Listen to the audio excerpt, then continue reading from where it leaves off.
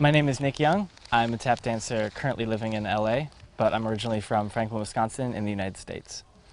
I started taking tap when I was about 5 years old. My mom owns a dance studio in Wisconsin, and she threw me in when I was young, and I haven't looked back since. Started tapping when I was 5, and I'm now 20 years old, and I'm loving every minute of it.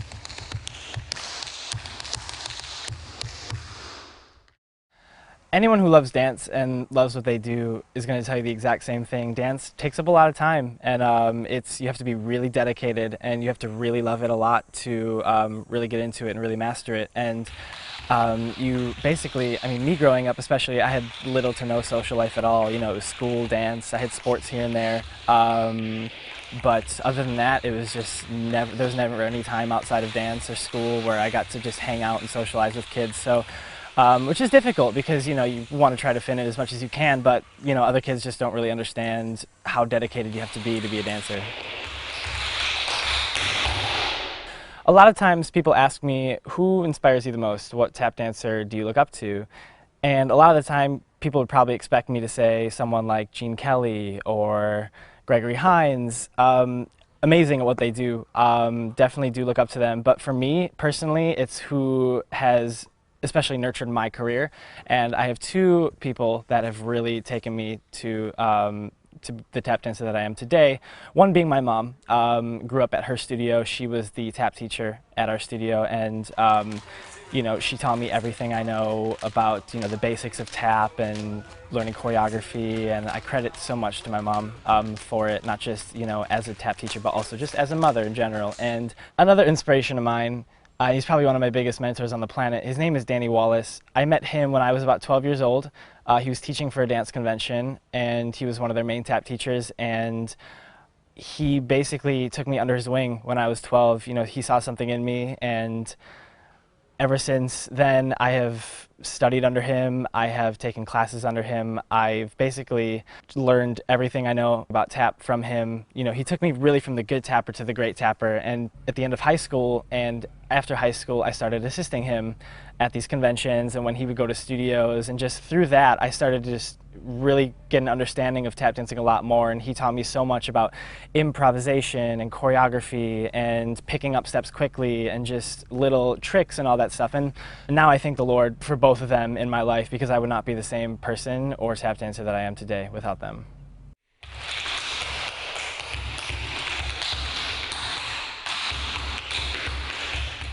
There came a time in my life where I just wasn't sure if dance was going to be an option for me anymore. I just didn't love it as much as I used to, and it wasn't fun for me anymore. And I was so obsessed with baseball and football, and I just wanted to play in college so bad, and I wanted to play beyond college so bad, and I lost a lot of respect for dance. But then there came a time when I was just in high school, and I just kind of started to realize that dance was the love of my life, and I'm not sure exactly what did it.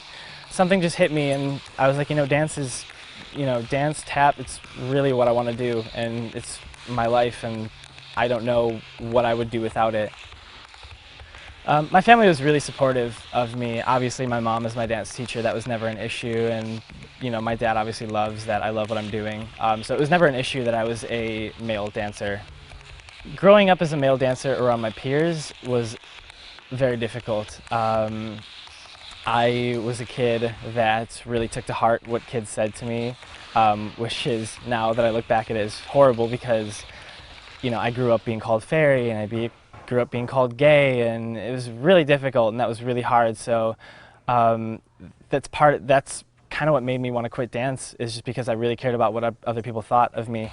And as I got older, I just started not worrying about what other people thought, and they started being more accepting of it. And honestly, it's probably because they saw that I was hanging around with all the girls all the time, which is really cool, because when they start to notice it, you start to notice it. And I just started becoming a lot more accepting of myself and accepting of the fact that I'm a dancer, and everyone's okay with it, and I was okay with it, and I love what I do. The year after I graduated high school, I lived at home for a little bit. Just wasn't sure exactly where I wanted to go with my life. I wasn't sure where the tap scene was. But in February, I auditioned for So You Think You Can Dance on Fox, and went to Vegas, got all the way through, eventually made the top 20, which is awesome because tap dancers usually don't make the show. I think out of all 8 9 seasons, there have been about 5 tap dancers. So I was really lucky and fortunate to get the opportunity to dance with such amazing choreographers and amazing dancers and get to show my love for tap on the show, which doesn't get to be shown often. I just really wanted to show that tap dance can be viewed as well as contemporary and hip hop, and it can be just as exciting. And I wish I could have been there a little bit longer, but I think that, I did a good job with that. I think people really enjoyed watching the style of tap that I do. I really like, intricate rhythms and smooth movement, and I think, a lot of people who don't necessarily know like what tap dance is or have never really enjoyed tap dance, I think they enjoyed it a lot. And I think I made my impression on the show. So I'm so lucky to have gotten that opportunity to be on So You Think You Can Dance, and it has to be one of my favorite memories of my life because it changed me as a person, it changed me as a dancer. The last week of the show, which was the finale week, I had been asked by the producers to co-choreograph a tap trio with the 2 other guys I was performing with. And to get the opportunity to choreograph for a show like So You Think You Can Dance is absolutely amazing.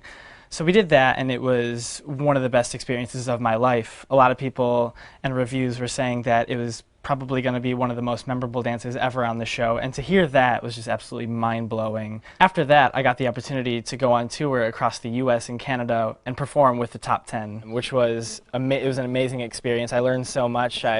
We got to do our dance that we choreographed, which was amazing, and I got to show off all the different styles that I can do, contemporary and hip-hop and jazz and all that stuff. I got to really do it all. So it was a lot of fun. So I did that for 2.5 months, and then I decided to pack my bags, and I think it was time to move. So I decided to move to LA because I wanted to start tap dancing commercially and start acting.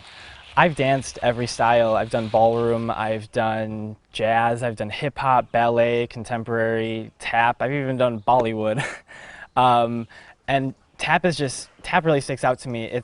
I believe that tap dancing is a language, regardless of whether you are a hoofer, an improver, a choreographer, a stomper, like whatever it is that you are, I think it's a language, and I think it's a rhythm that everyone can understand and everyone can comprehend. And I think it's amazing that you can be so creative with tap dancing because you're making your own music. So you don't need anything in the background. You can just go into a studio, put on your tap shoes, and you can just create an entire piece. You can create a scene. You can do whatever you want, and it's all you because you're a tap dancer and you can do that. I love tap because honestly, it's my life. Not a day goes by where I don't think about it, and not a second goes by where I don't love it.